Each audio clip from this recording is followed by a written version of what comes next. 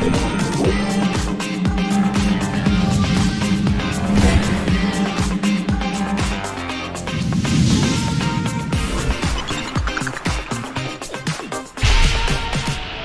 Allah penuh kuasa, Kau berikan kemenangan, ajaib perbuatanmu. Kau Tuhan Allah yang perkasa. Oh, tinggikanlah namanya, nyatakan kuasanya. Ku bersuka karena Dia Allah yang perkasa. Let's shout one more time.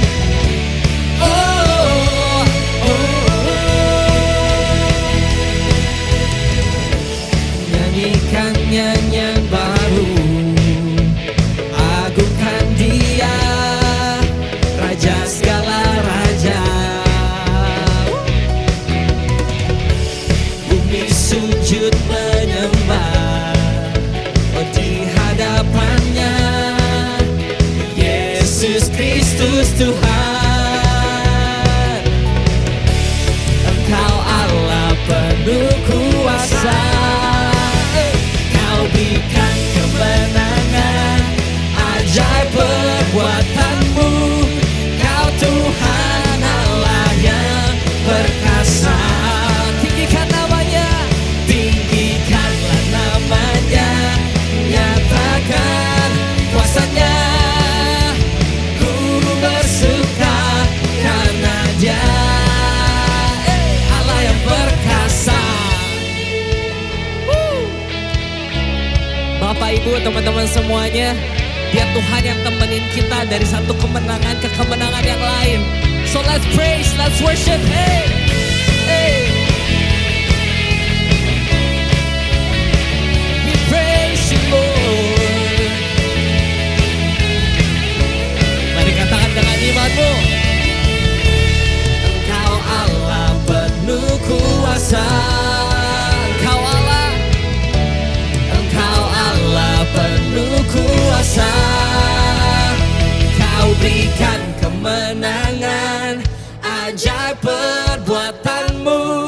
Kau Tuhan Allah yang perkasa. Tinggikanlah namanya, nyatakan kuasanya. Ku bersuka karena Dia. Kau berikan kemenangan, ajaib perbuatanmu. Kau Tuhan Allah yang perkasa. Tinggikanlah namanya, nyatakan kuasanya. Ku bersuka karena Dia apa? Allah yang perkasa.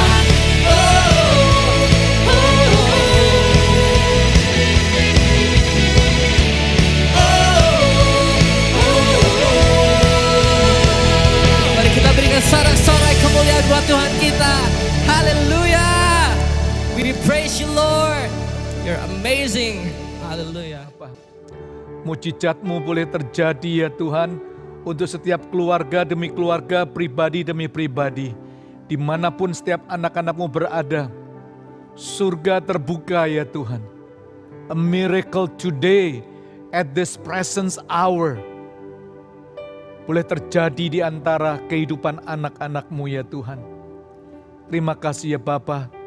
Terima kasih Engkau datangkan waktu kelegaan bagi setiap kami semuanya. Thank you Lord Jesus. You are able to turning things around dalam setiap kehidupan kami. Terpujilah nama-Mu ya Bapa. Di dalam nama Tuhan Yesus Kristus. Semua yang percaya katakan amin. Amin, amin, amin, amin. Yuk mari kita ambil Alkitab kita, e-Bible kita. Kita deklarasikan, saya percaya bahwa apa yang kita ucapkan by faith dalam hadirat Allah, Allah akan melakukan untuk Anda dan saya. Are you ready church? Yuk bersama-sama. Inilah kabar baik Saya diselamatkan oleh kasih karunia Allah, bukan oleh perbuatan saya. Saya dibenarkan dan saya diubahkan dan saya diberkati di dalam Dia. Sekarang saya tahu segala sesuatu yang terjadi dalam hidup saya untuk kebaikan, karena saya dipanggil sesuai dengan rencananya. Bersama kita hidup untuk kemuliaan Allah. People is our mission. Connect with God and make disciples.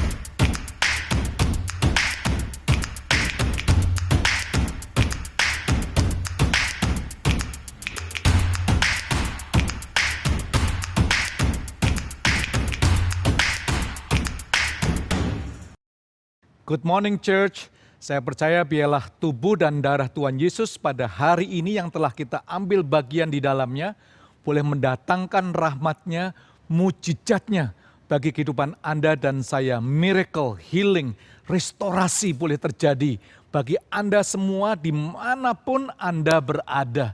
Hari ini kita akan memasuki seri yang baru yaitu Leading Inside Out. Kita sudah belajar selama hampir beberapa bulan ini lewat 1 dan 2 Petrus. Pasal 1 ingat kita dipilih dan dipanggil dikuduskan. Pasal 2 kita sadar dan kita mengerti bahwa Anda dipanggil, dikuduskan, dipilih untuk menjadi imamat rajani. Bangsa yang kudus. Pasal 3 dan pasal 4 Anda dan saya diajak untuk memiliki spirit of bounce back. Di tengah-tengah begitu banyak penderitaan, kita tetap percaya kepada janji-janjinya. Dan pasal 5 ini kita akan berbicara tentang leading inside out. Pada umumnya jika kita mendefinisikan kepemimpinan, semua cenderung bersifat eksternal atau outer manifestation such as performance, achievement, power, daripada the foundational principles of leadership itu sendiri atau prinsip-prinsip kepemimpinan itu sendiri, teman-teman. Hari ini lewat kebenaran daripada firman Tuhan, Petrus mengajak Anda semuanya untuk memulai leading inside out dari perspektif yang berbeda. We cannot split off the person from the leader sih sebenarnya. The leaders and the person are one, ya. Pemimpin dan kepemimpinan pribadinya itu satu. Jadi kalau kita mau mendefinisikan secara sederhana, leading inside out adalah saat kita memimpin dengan nilai-nilai keutamaan dari siapa kita sebenarnya. We lead by virtue of who we are. What make a leader sih? Simple question, tapi banyak jawabannya. Hari ini saya tidak membicarakan office of an elders ya guys ya. Tapi kita membicarakan prinsip-prinsip utama yang kita bisa gali supaya Anda, kita semua bisa memimpin leading inside out di tengah banyaknya ketidakpastian. Pandemi COVID-19 yang masih berkepanjangan, di tengah-tengah kesusahan, penderitaan, kerentanan dan lain sebagainya. Saya percaya, saya yakin sih teman-teman ya, Jemaat IFGF, leadership tidak dibentuk di classroom, di mana kita belajar banyak ide-ide. Namun sebenarnya leadership inside out dibentuk dalam kehidupan sehari-hari. Lewat penderitaan, lewat tantangan, di mana semua ide-ide itu diuji dan kita hidupi. Makanya Petrus menuliskan dengan simple dan jelas. Dalam 1 Petrus 5 ayat 1 sampai 11 nanti kita pelajari bersama-sama. Tapi hari ini mari kita baca ayat demi ayat. Dalam 1 Petrus pasal yang kelima ayat 1 dikatakan, aku menasihatkan para penatua di antara kamu. Jadi dia tidak ngasih satu lecture ya, tapi dia memberikan nasihat kepada satu kelompok penatua-penatua memang pada masa itu. Tapi for the sake of our diskusi pada hari ini, kita membicarakan kepemimpinan pada umumnya dari sisi biblical principle supaya Anda dan saya bisa ikuti bersama-sama. Lalu dia mengatakan, aku sebagai teman penatua. Jadi dia mensejajarkan dirinya. Dia tidak merasa di atas, tapi dia sejajar. I'm a fellow elders, aku sahabat, aku teman seperjuangan. Lalu dia mengatakan, aku juga sebagai saksi penderitaan Kristus. Dia tahu penderitaan itu, dia tahu pergumulan, dia tahu tantangan demi tantangan yang mereka hadapi. Yang juga akan mendapat bagian dalam kemuliaan yang akan dinyatakan kelak. Ayat yang kedua, gembalakanlah kawanan domba Allah yang ada padamu. Jangan dengan paksa, tetapi dengan sukarela sesuai dengan kehendak Allah. Dan jangan karena mau mencari keuntungan, tetapi dengan pengabdian diri. Ayat ketiga, janganlah kamu berbuat seolah-olah kamu mau memerintah atas mereka yang dipercayakan kepadamu. Tetapi hendaklah kamu menjadi teladan bagi kawanan domba itu. Maka kamu apabila gembala agung datang, kamu akan menerima mahkota kemuliaan yang tidak dapat layu. Teman-teman, Petrus ini seorang nelayan profesional. Ia besar di wilayah dekat laut, mengerti di mana ada ikan, memahami arah angin, dan terampil mengarahkan layarnya. Nah, sebagai nelayan, ia biasalah berteriak, ngomongnya keras, melawan debur ombak, bertindak dengan cepat, cenderung tergesa-gesa dan ceroboh memang. Ingat waktu dia terjun tanpa baju ketika tahu itu Yesus, bahkan memotong telinga tentara Roma. Tetapi ia ini dipanggil untuk sesuatu yang sangat bertolak belakang dengan keterampilannya. Ia dipanggil sebagai gembala. Saya bisa menyadari bahwa Petrus ini mengalami perubahan total saat dia berjumpa dengan Yesus. Pandangannya tentang kepemimpinan diubah total oleh Yesus. Dia sendiri belajar dari Kristus sang gembala agung. Maka itu dia menulis dalam 1 Petrus pasal yang kelima ini untuk membekali para gembala pada masa itu. Dan kita semua pada saat ini pemimpin-pemimpin. Baik di marketplace, baik mungkin di rumah atau dalam pelayanan. Nah, kita menyadari bahwa nelayan ya, memikirkan jumlah berapa kilogram ikan yang didapat untuk dijual. It's very simple. Tetapi gembala itu memikirkan kualitas kehidupan domba yang dipercayakan padanya. Apakah domba-domba itu terlindung dan sehat? Maka itu dia menulis, jangan karena mau mencari keuntungan, tetapi dengan pengabdian. Petrus mengajarkan, what a spiritual leader should look like. Ini bukan gambaran pictures of a CEO ya, duduk di belakang meja, membuat keputusan demi keputusan. Ini juga bukan gambaran sebagai dynamic speaker yang bisa membuat audiensnya penuh atensi saat dia berkhotbah, bahkan bisa membuat mereka bernangis. Ini juga mungkin bukan sebagai bayangan atau gambaran seorang scholars, orang yang ahli, punya keahlian, begitu tajam untuk bisa menguraikan firman dengan canggih, dengan tepat, dengan baik semuanya. Tapi Petrus menggambarkan seorang pemimpin yang mampu leading inside out sebagai seorang shepherd, gembala. What can we learn?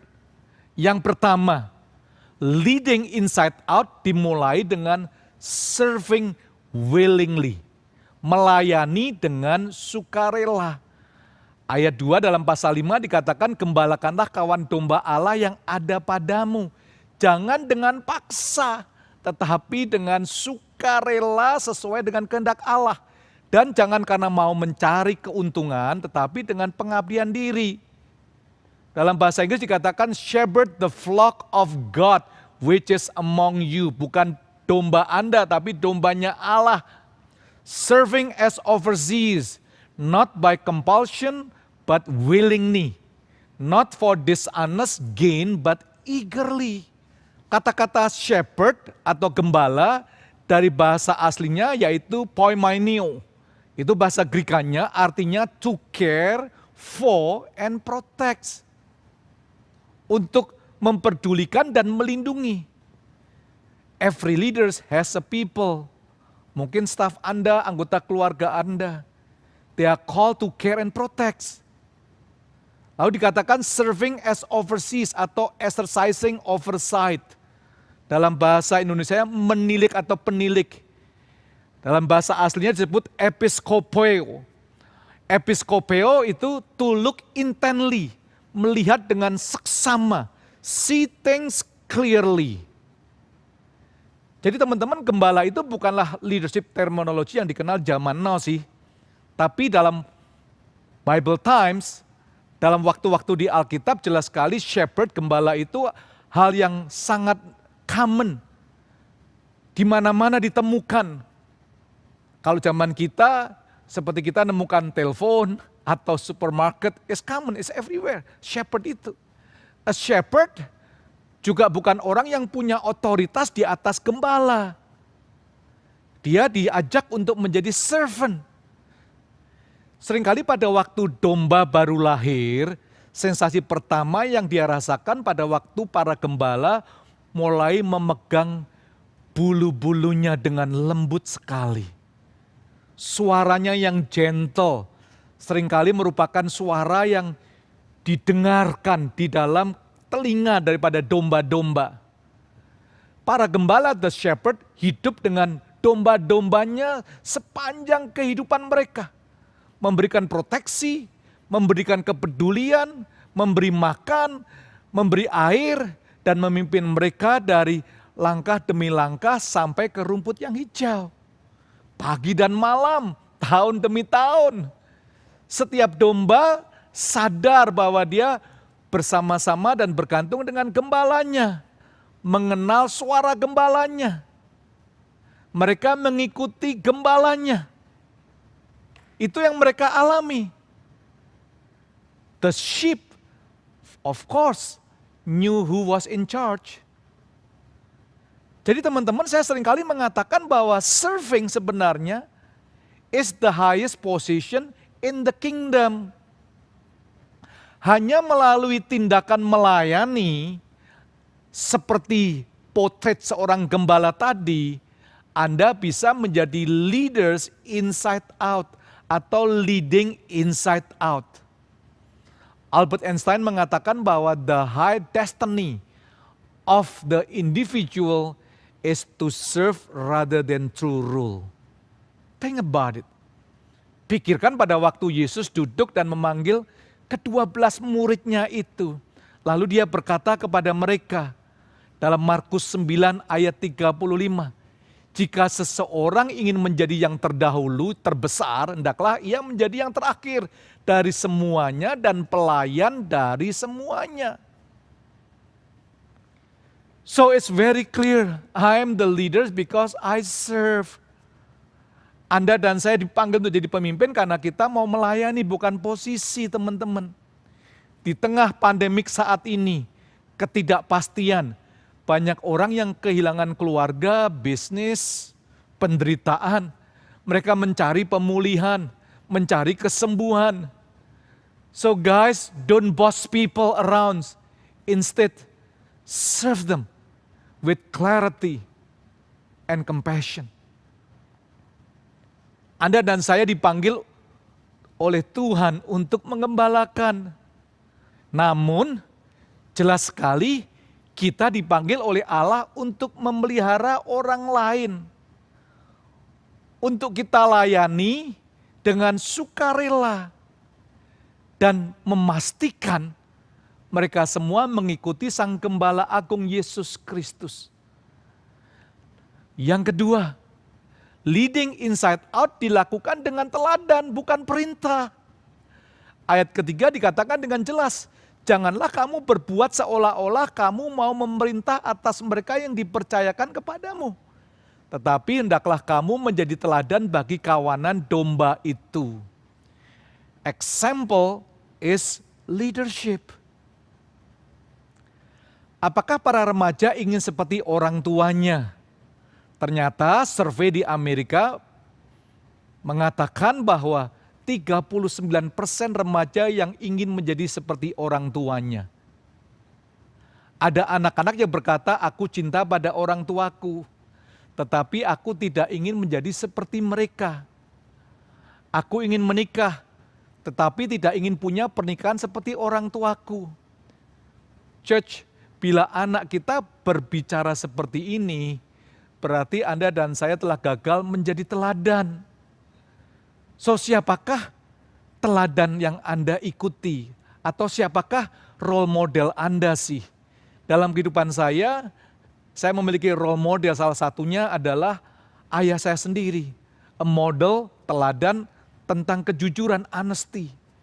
Saya pernah ingat pada waktu dia dalam perusahaannya punya kesempatan untuk dapat uang banyak. Tapi dia tidak melakukan karena dia merasa bahwa ini tidak bagian dia. Dia kembalikan kepada perusahaannya. Very honest man. Yang membekas bagi hidup saya hingga saat ini.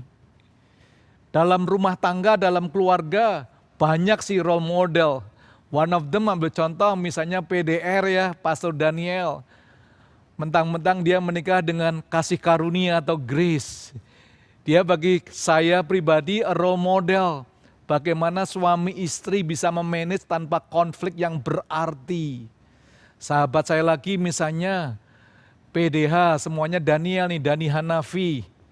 Kalau saya di sana, hampir setiap tahun kalau saya ke sana sebelum pandemik, selalu dia bangun pagi. Menyediakan kopi buat istrinya sebelum istrinya berangkat ke kantor. A husband who serve the wife, a role model. Kehidupan seseorang lebih kuat dari kata-katanya. So, the most effective leadership is by example, not edict. Kepemimpinan inside out dilakukan dengan teladan bukan perintah atau dikrit guys. 90% orang belajar dari apa yang mereka lihat, what they see. 9% belajar dari apa yang mereka dengar. 1% belajar dari panca indera lainnya.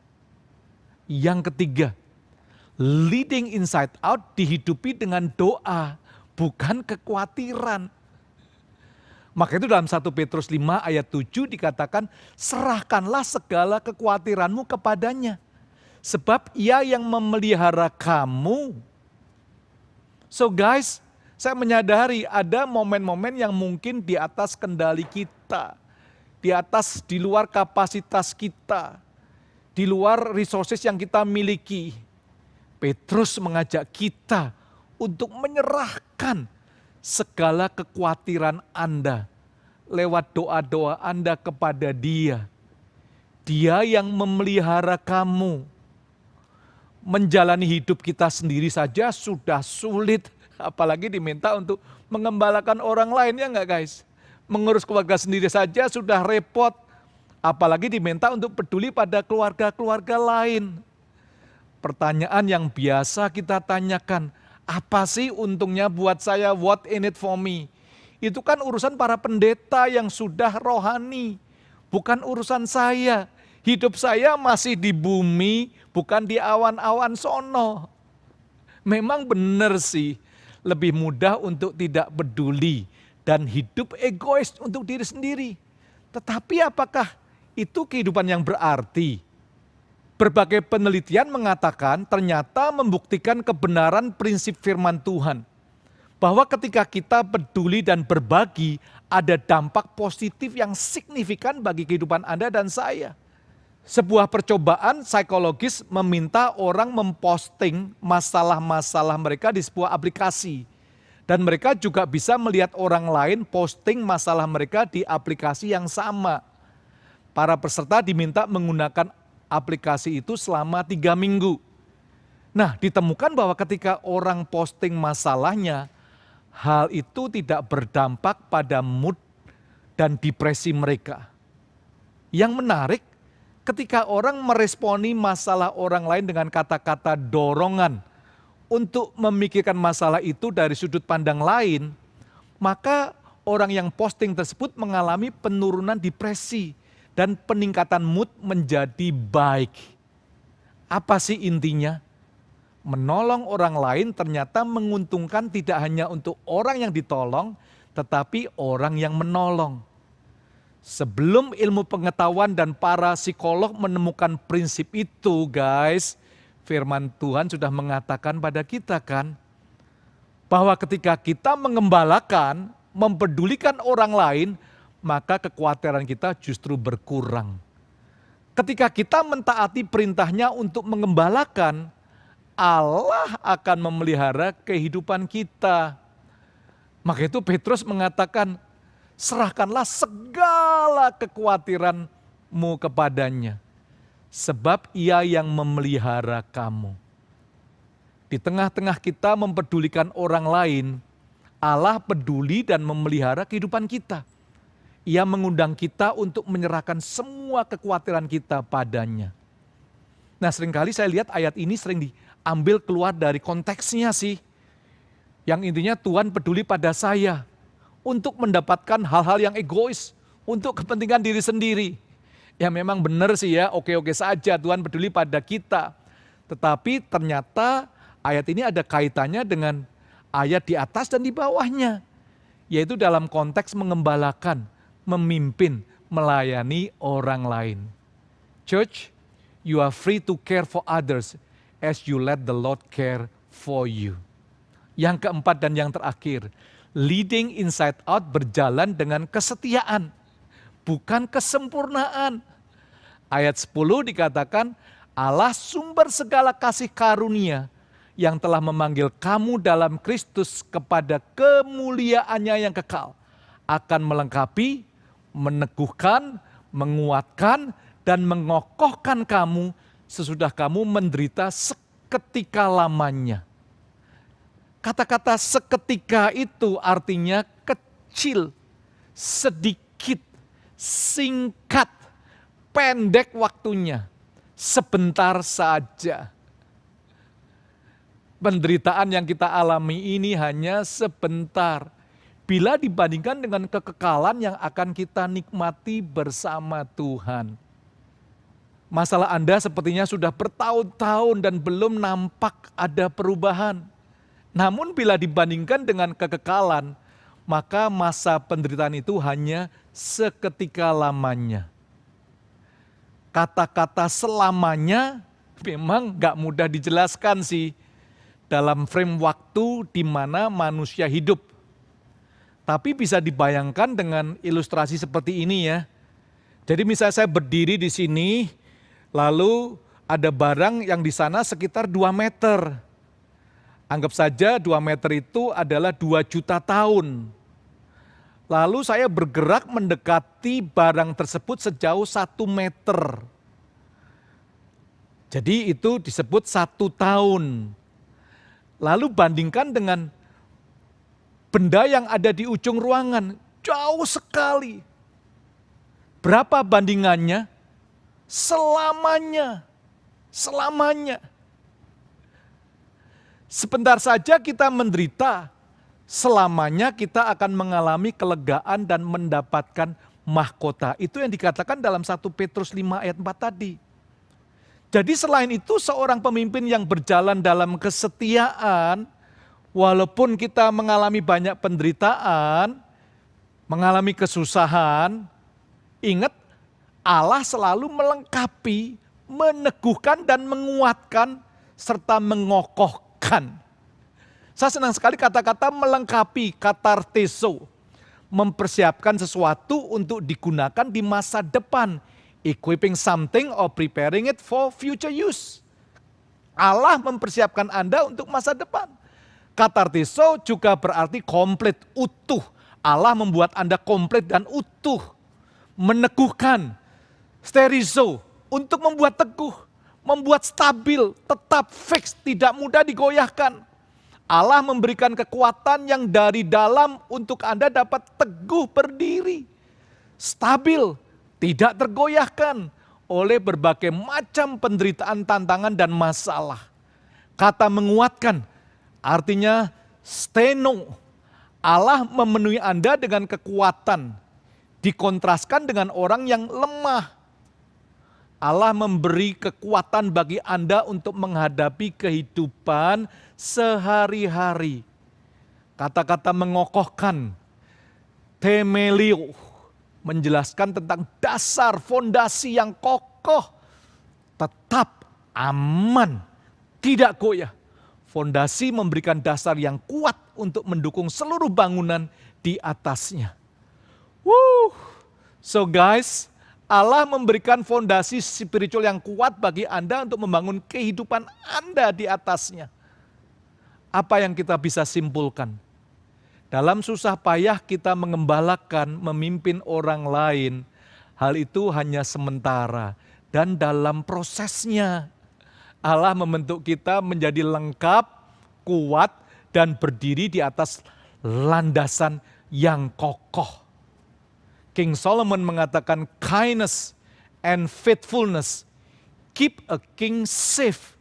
Through kindness, his throne is made secure. Jadi leading inside out membicarakan semua yang kita akan lakukan di luar sono, in the darkness of this world, kita proses dulu di dalam, inside, with your family, with your friend, dengan komunitas Anda. Sehingga pada waktu Anda keluar, Anda tidak mengekspor sesuatu yang tidak terjadi di dalam. That's what leading inside out, guys. So hari ini mari kita sama-sama belajar 4 hal utama yang Anda dan saya bisa mulai jalani untuk memimpin diri sendiri atau orang-orang dalam keluarga, bisnis, dan komunitas Anda. Ingat, leading inside out dimulai dengan melayani dengan sukarela. Leading inside out dilakukan dengan teladan bukan perintah. Leading inside out dihidupi dengan doa. Yang keempat, leading inside out berjalan dengan kesetiaan. Petrus memberikan dorongan motivasi bagi kita yang mengembalakan orang lain. Bukan menerima hadiah dari manusia. Mungkin orang yang Anda gembalakan tidak merasa atau tidak pernah berterima kasih. Namun Allah menyediakan mahkota kemuliaan yang tidak dapat layu bagi kita. Kata-kata mahkota dalam bahasa aslinya adalah stephanon, dari kata asli stepho, yang artinya sebuah lambang kehormatan. Hadiah bagi pemenang dalam sebuah perlombaan, simbol dari kehormatan. Dalam sejarah, pemenang olimpiade diberikan mahkota yang terdiri dari ranting pohon zaitun. Mahkota ini merupakan kebanggaan bagi sang pemenang. Tapi mahkota dari zaitun hanya bertahan beberapa waktu lamanya, guys. Ada juga mahkota termahal di dunia, yaitu mahkota kerajaan Inggris yang harganya sekitar kurang lebih 550 miliar, 39 miliar US dollars. Dilengkapi dengan berbagai permata, mutiara, ruby, emerald, dan lain sebagainya. Konon ada kurang lebih sekitar mahkota itu 2.868 berlian. Mahkota itu memang menjadi salah satu yang terindah. Apalagi dengan adanya berlian terbesar di dunia, Koh-i-Noor, yang besarnya 105 karat. Tidak ada mahkota lain yang dapat menandingi mahkota kerajaan Inggris ini. Tetapi semahal-mahalnya mahkota ini masih bisa dibuat oleh manusia. Ada mahkota yang jauh lebih besar. Karena manusia tidak dapat membuatnya. Dan diberikan kepada orang-orang tertentu oleh Tuhan. Yaitu orang yang setia melakukan panggilannya. Sebagai gembala, leading inside out. Maka Allah akan memberikan mahkota. Tidak ada kehormatan yang lebih tinggi daripada memperoleh mahkota ini. Bukannya kita mengharapkan mahkota ketika kita melayani atau mengembalakan orang lain. Tetapi biarlah mahkota ini menjadi motivasi kita ketika kita memberikan jerih payah untuk mengembalakan umat Tuhan atau orang lain. Bapa Surgawi, terima kasih buat hari ini.